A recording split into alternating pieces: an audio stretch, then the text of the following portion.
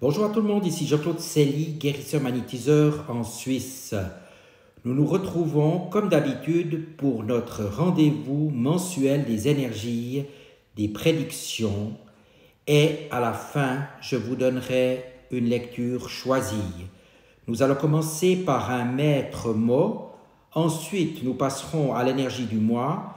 Nous ferons une petite visualisation avec un temple qui va ouvrir notre cœur et guérir notre cœur. Mais sans plus tarder, je dois vous annoncer que je serai très content pour toutes les personnes qui s'abonneront à ma chaîne car cela me permet réellement d'avancer. Vous pouvez aussi la liker et partager la vidéo que je suis en train de faire. Et sous ces dernières, vous trouverez des liens utiles comme mon site internet ainsi qu'un numéro de téléphone. Tout d'abord, le maître mot de ce mois qui est venu quand j'ai ouvert le dictionnaire et que j'ai pointé mon doigt est le mot son. Qu'entend-on par son? C'est tout d'abord ce que l'on peut vous écouter, ce que l'on peut percevoir, des sonorités, des timbres, des voix, du rythme, bien des choses.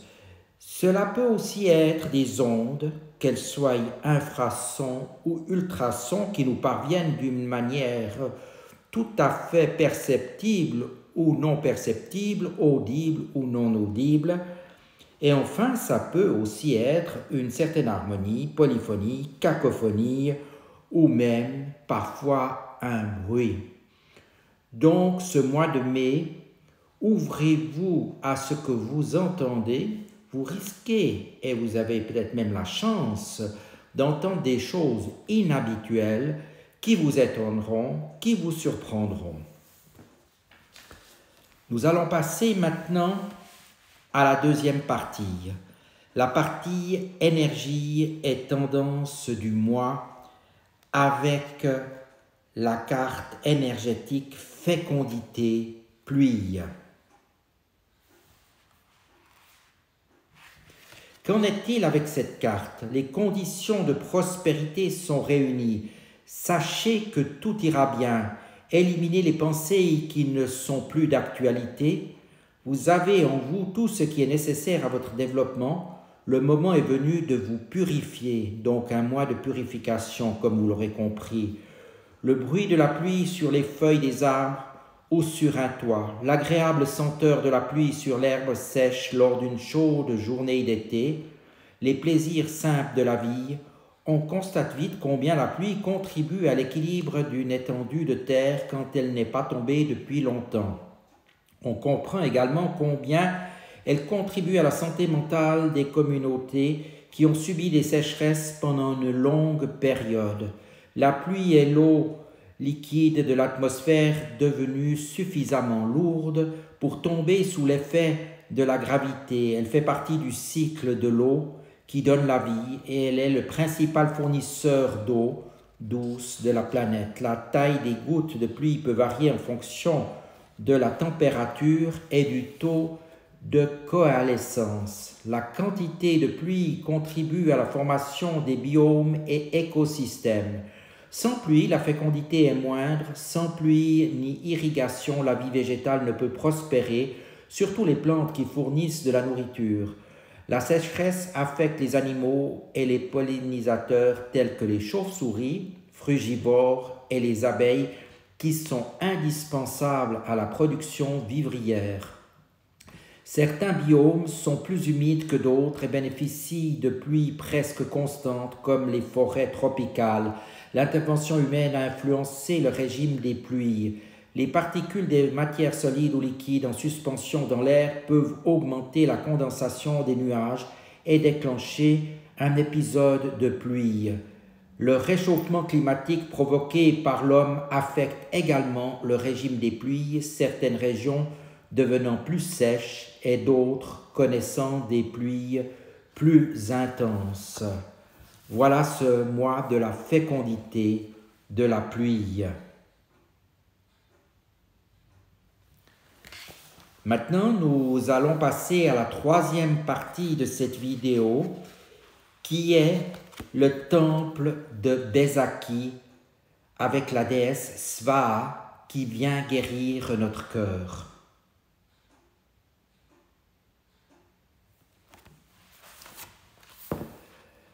Sur les pentes du mont Agung est édifié le temple sacré de Bezaki, le plus grand de l'île de Bali. Ce temple mère est le point de convergence des croyants de toute caste qui viennent y recevoir des bénédictions et apporter des offrandes.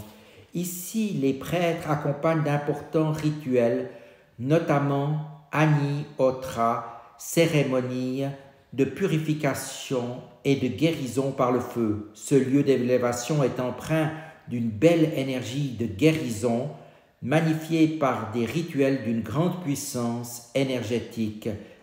Cette carte de guérison que je vous remontre maintenant, quel domaine de votre être physique, mental et subtil souhaitez-vous voir apaisé par l'élément feu? Il vous est offert de restaurer puissamment ces parties de vous, notamment les blessures de votre cœur.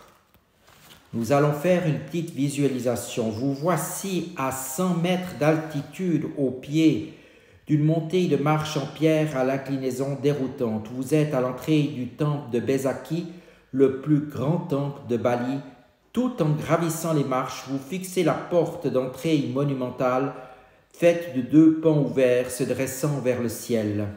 En pénétrant dans ce regroupement de temples, vous vous dirigez vers le Penatarand Agung, temple de la pure énergie de l'univers, pour une cérémonie de purification par le feu, Agni-Hotra, dirigée par le grand prêtre. Vous croisez fidèles et prêtres venus de la région pour ce grand rituel. Au milieu des dévots, vous vous asseyez à même le sol de pierre. Le grand prêtre a préparé devant lui un feu dont la fumée est déjà consistante. À côté de lui sont placés de petits bols contenant du riz, des bâtonnets en bois, des herbes médicinales. Le soleil couchant annonce le début du rituel. Le prêtre débute alors une récitation de mantras dont la vibration résonne dans votre poitrine. Ces hymnes prient le divin en honorant le feu sacré ainsi que l'énergie vitale, le prana. Pour cela, il jette au feu les herbes médicinales dont la fumée purificatrice embaume toute l'assemblée. Les chants psalmodiés en boucle créent en votre être une sensation hypnotique à laquelle vous participez, reprenant la récitation en chœur avec la collectivité. Tour à tour, chacun est convié à venir jeter dans le feu une poignée de riz, en invoquant avec force le nom de la déesse Svaha, épouse d'Agni, dieu du feu. Dans cette offrande alchimique, unifiant le féminin et le masculin, vous posez l'intention de vous libérer des énergies négatives qui vous entourent. Grâce aux incarnations du collectif, vous percevez la puissance du son originel. Vous ressentez que ce rituel réénergise vos parties blessées, restaurant une harmonie dans votre être tout entier. Une force de vie divine investit chaque cellule de votre cœur qui s'éclaire d'une énergie neuve. Dans votre temple intérieur, vous remerciez pour ce rite de guérison que vous accueillez comme un cadeau du ciel. Maintenant, nous allons faire un rituel inspiré du rituel Agni-Hotra au grand temple de Bezaki. Êtes-vous bien installé?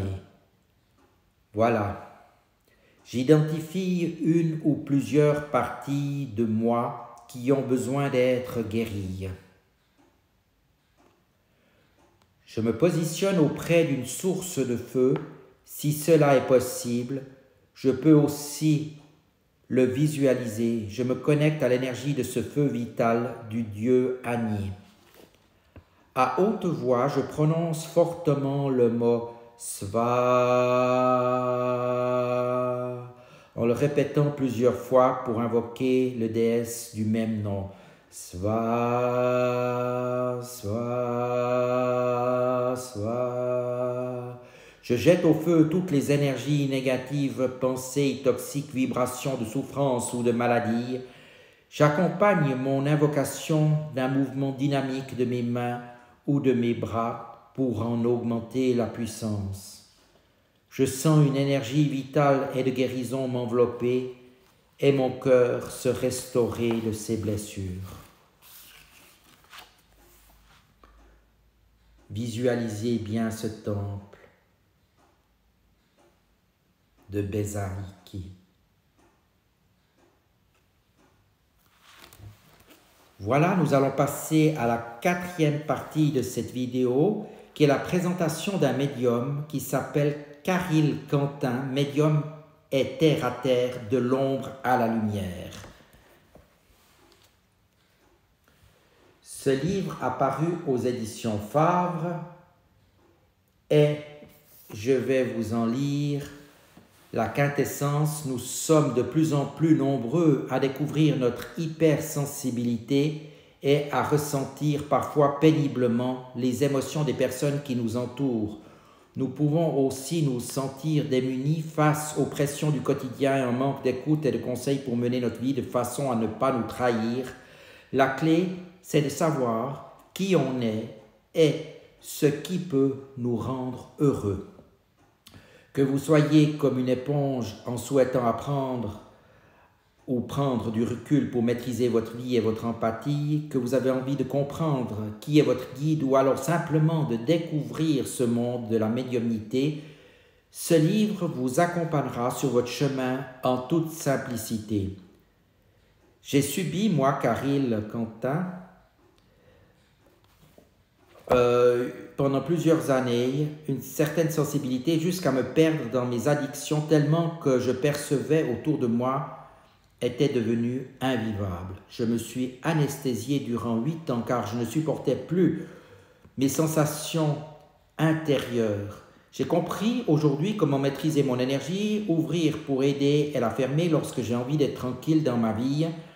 10 ans plus tard, je vous accompagne à travers ce livre pour vous donner quelques clés et pour vous expliquer comment je suis passé littéralement de l'ombre à la lumière. Caril Quentin travaille aujourd'hui en tant que médium. Il est passé de polymécanicien à médium et après plus de 10 ans de méditation avec son guide, il a acquis une certaine maîtrise de son énergie et a réussi à faire de sa sensibilité une force pour aider